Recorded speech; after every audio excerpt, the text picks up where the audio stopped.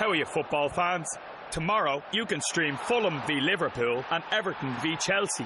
That's an amazing Paddy's Day lineup for a one-off payment of just €10.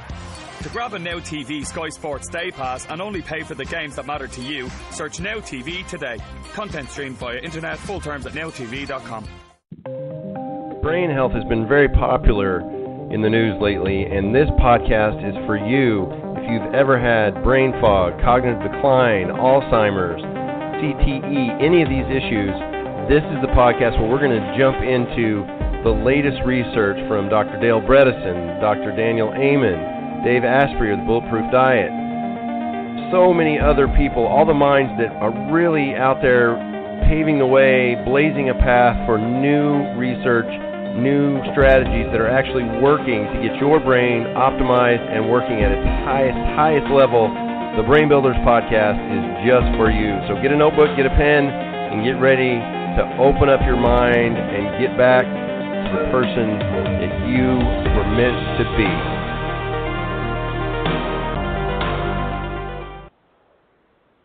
Hello, and welcome to the Brain Builders podcast. I'm your host, Dr. John DeWitt, and today we get back into Dave Asprey's book, Headstrong, the Bulletproof Plan to Activate Untapped Brain Energy to Work Smarter and Think Faster in just 2 weeks. And we're going to get back into Mr. Asprey's input regarding meditation. So studies show that meditation changes the brain on a structural level, okay? And that's something that we really need to focus on, because it's called neuroplasticity. Think of it like strength training. When you lift weights, you gain visible results in the form of stronger, shapelier muscles. A regular meditation practice also yields visible results. You develop more folds in the outer layer of the brain, a trait that's highly correlated with intelligence across species. When you have more folds in your brain, it's easier to process information because your neurons can access more surface area within the same skull volume. That's interesting, huh?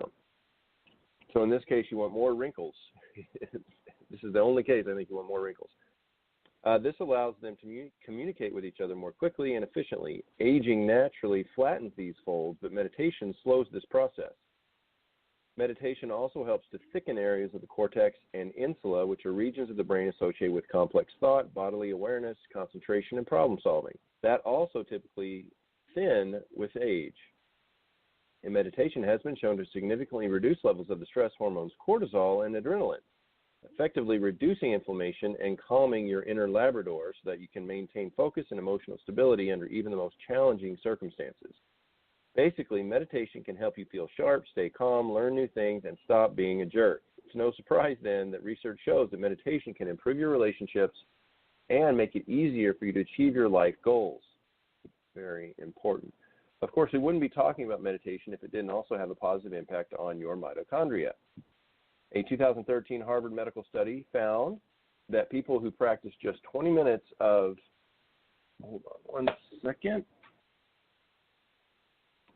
20 minutes of relaxation response, which included diaphragmatic breathing, body scan, mantra repetition, and mindfulness meditation, experienced several health benefits, including reductions in hypertension, reductions in infertility, and reductions in depression. These benefits were attributed to improving mitochondrial energy production and utilization, and thus promoting mitochondrial resiliency. The effect was stronger in people who meditated regularly than in the newbies. But a noticeable difference was observed even after just one meditation session. It's almost as if those little ancient bacteria that run our cells are listening to your meditation and changing in response. Well, that's pretty cool. While studies have proven that meditation has a measurable impact on the brain, scientists are still investigating the mechanisms of how meditation improves your biology in other ways. But we do know that our mitochondria are involved in regulating every bodily system that is impacted by meditation. Is it too much of a stretch to suggest that our mitochondria, which sense the environment around us and tailor their energy production accordingly, also respond to meditation, as the earlier study essentially implied? I don't think so.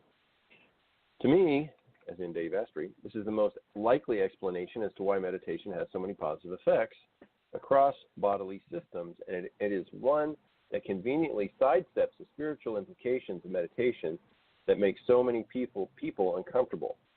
You might take issue with the idea of connecting to the divine, but it's hard to argue against making your mitochondria work better by taking control of your stress levels, and there's nothing stopping you from doing both. Of course, if meditation were easy, everyone would already have a stress-free life, and various religious believers wouldn't have spent thousands of years sitting in caves and monasteries learning how to do it. While meditation may look simple, believe me, it takes a lot of time and effort to sit in silence and calm your mind on a daily basis. He's practiced many forms of meditation throughout the years, and here's why. When Dave was a kid, he thought he'd be happy when he made $1 million, so he put all his effort into that. He ended up making $6 million when he was 26 years old. You know what he told himself then? That he'd be happy when he made $10 million, so he kept pushing, which caused him to lose it all when he was 28 years old. And the whole time he wasn't happy. He was stressed, and his biology paid the price. It was then that he realized that no amount of thinking and rationalizing could compute his way to happiness, and he couldn't buy his way to it. So he resolved to hack the problem. After all, what other tools did he have besides hacking? He scraped together what little money he had left and did the following, which everybody I'm sure does. Let's see. He traveled to Tibet. So he decided to go to Tibet to learn meditation from the masters who originated it. He attended a 10-day silent Buddhist meditation retreat in Nepal. He spent 5 years practicing a daily Hindu-inspired art of living, breathing meditation with a group of uber-successful Silicon Valley friends. He tried a traditional ayahuasca ceremony in the Peruvian jungle long before tech CEOs could book them online. He learned advanced yoga and pranayama. Sorry if I'm not pronouncing that correctly. He fasted for days alone in a cave in the Sedona Desert, and he learned to hook electrodes to his head to measure his meditating brain waves. None of these experiences were easy, but they were beneficial and informative. Across all of these different forms of meditation, one common denominator he noticed was that he experienced better results when he received some sort of external feedback. Think of it like working out alone versus exercising with a trainer. Most people progress more efficiently when they have someone coaching and pushing them. That is so true. Same thing goes for building new muscles in your brain, or mitochondria, as the case may be. And you can definitely attest to that if you've ever made a New Year's resolution, you want to lose weight, you want to get in shape and stuff like that. If you don't have someone to keep you accountable, like a personal trainer or something like that, it might happen, but it's going to be a lot more challenging. If you have somebody calling you at 6 in the morning or whatever saying you got to get to the gym and pushing you through each rep, you're going to really improve and get there even faster. So is Dave suggesting you start shopping for a guru? Not exactly. Even the most observant meditation teachers can't tell you exactly what you're doing right or wrong, and certainly not in the moment. Any feedback would be delayed by the few seconds it takes them to observe your behavior and tell you about it. From the perspective of your nervous system or mitochondria, a few seconds might as well be 100 years. That is why he believes the best and most efficient way to meditate is in conjunction with technology that can provide instantaneous feedback. The most effective tool he has found is called EEG, electroencephalogram, neurofeedback. Although any technology that provides fast feedback can improve your meditation. With neurofeedback, a practitioner applies sensors to define points on your scalp. These sensors monitor your brain waves and send them to a computer. Brain waves are electrical impulses from masses of neurons communicating with each other, and they can be detected easily from your scalp.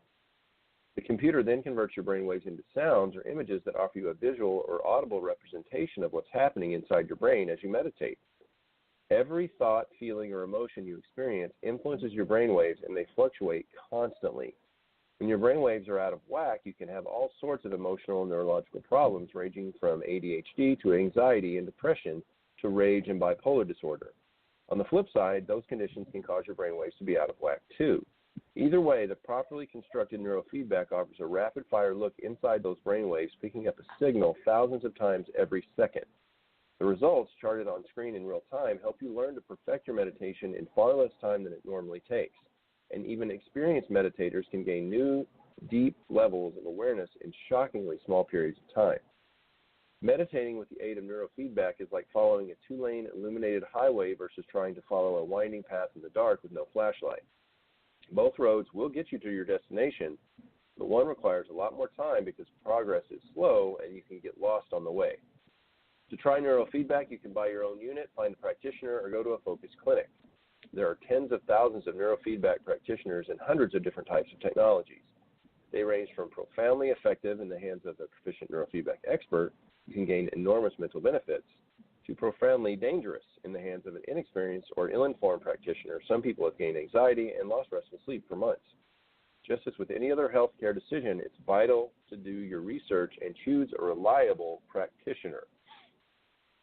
The big risk with neurofeedback is that many systems are based on a model that collects data from the brainwaves of hundreds of people to calculate the average response of a quote-unquote normal brain. Then the technology trains your brain to that standard. If you have a below-average brain, this type of training can give you your life back. However, if you have an awesome brain, this type of training can take away some of your awesomeness. It's just like high school. A class taught to the lowest common denominator can make an F student into a C student, but at the same time, that class might not challenge an A student who would be held back from achieving his or her potential. He started experimenting with neurofeedback in 1997 when he purchased his first machine to use at home.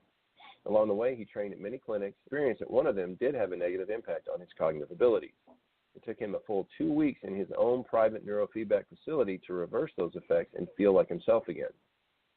These technologies are always evolving. On the Bulletproof website, he maintains an updated list of several safe and affordable systems you can purchase to use at home. These range from $300 entry-level systems with limited power to $5,000 systems that approach clinical-grade capabilities. If you're looking to take it to the next level, you can graduate from meditating in the traditional sense, where you try to clear your mind of all thoughts and use technology to help you focus on certain types of beneficial states. Homoencephalography, HEG, encephalography, I should guess how it is, which I use at home, or he uses at home, is a type of feedback that focuses on increasing blood flow to the prefrontal cortex, which is the human brain. To do this, you strap a sensor to your forehead and then concentrate or think happy thoughts. When you do it right, blood rushes to the frontal lobe. The sensors detect the change in blood flow, and it provides feedback. With practice, you can start to grow the blood flow to your prefrontal cortex so that you're using your human brain more often than not, even when you get stressed out. This type of neurofeedback is particularly effective for people who suffer from ADHD. But by far the most extreme and, of course, most effective form of neurofeedback he's ever done is called 40 Years of Zen. He's done this program with more than 100 clients over the past 5 years. It's offered only in one place on Earth, a $2.5 million facility in Seattle that looks something like Xavier's School for Gifted Youngsters from the X-Men movies, but without the tennis court and invisible jet. It is an intensive 5-day, all-in program designed to put you in the same state of mind as an advanced Zen practitioner who's been practicing meditation for decades. Wow. Instead of relying on technology to tell your brain what to do, this program combines meditation techniques to show you what your mind is already doing so you can change it. CORE is a neurofeedback augmented reset technique that shows you how your brain is automatically and unconsciously responding to events in your life and then shows you how to turn off the reactivity. Another technique called retroframing works with feedback to allow clients to create the automatic subconscious reactions you want, all guided by neurofeedback. There are other modules to increase voltage potential in the brain, obviously driven by mitochondria, and to increase the speed of synaptic firing. All of this was unimaginable even 10 years ago because signal processing hadn't come this far and our neurological knowledge of advanced Zen meditation states wasn't there yet either. This program has changed his cognitive ability so much that he spent 10 weeks of his life, about 70 days, with electrodes stuck to his head, training his brain and the mitochondria in his neurons until they wouldn't take any more. He wouldn't be writing this book or running a fast-growing company today if it weren't for the benefits he'd gained from this training. He's such a believer that he recently funded the creation of new 40 Years of Zen custom-built hardware and software so he can continue to push his brain to new levels. Nothing else has ever changed him this profoundly, and the effects are quantifiable. The height of his brain waves, which is the amplitude, is about 4 times higher than it was when he started neurofeedback, and his brain waves are measurably more organized and efficient. That is impressive. So now we're going to go into that more on meditation in the next episode of Brain Builders Podcast, and then we're going to give you specific brain exercises that can really help you optimize your brain function. This is Dr. John DeWitt. This has been the Brain Builders Podcast. And remember, always keep seeking that next level. Have a great day.